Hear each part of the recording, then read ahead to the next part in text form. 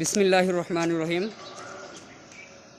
মহান আল্লাহ রাব্বুল আলামিন এর দরবারে শুকরিয়া আদায় করতেছি। দীর্ঘ 18 মাস সুদখোর ইউনূসের অত্যাচারে বাংলাদেশটা যখন অতিষ্ঠ, এই হবিগঞ্জের মাটিতে কোনো ব্যক্তি দলীয় কার্যালয় উদ্বোধন করতে পারেনি। আজকে আমরা সর্বপ্রথম এই দলীয় কার্যালয়ে দলীয় পতাকা এবং দেশের পতাকা থানাইলাম। মহান আল্লাহ রাব্বুল আলামিনের দরবারে শুকরিয়া আদায় করতেছি। আর সবচেয়ে বড় কথা হলো, এই হবিগঞ্জের ভিতরে এই প্রথম আমরা দলীয় কার্যালয় ধ্বংস হওয়ার পরে, এই জুলাই সন্ত্রাসীদের দ্বারা ধ্বংস হয়েছিল, এরপরে সর্বপ্রথম আমরা এই দলীয় পতাকা দেশের পতাকা টানাইলাম। বাংলাদেশ আওয়ামী লীগ, বাংলাদেশ ছাত্রলীগ প্রতিষ্ঠাকালীন পর থেকে আজ পর্যন্ত সমস্ত দেশের দুর্যোগে ক্রান্তিলগ্নে সাধারণ মানুষের পাশে, দেশের পাশে দাঁড়িয়েছিল। আজও এর ব্যতিক্রম নয়। বাংলাদেশ আওয়ামী লীগের ইতিহাস রক্তিম ইতিহাস।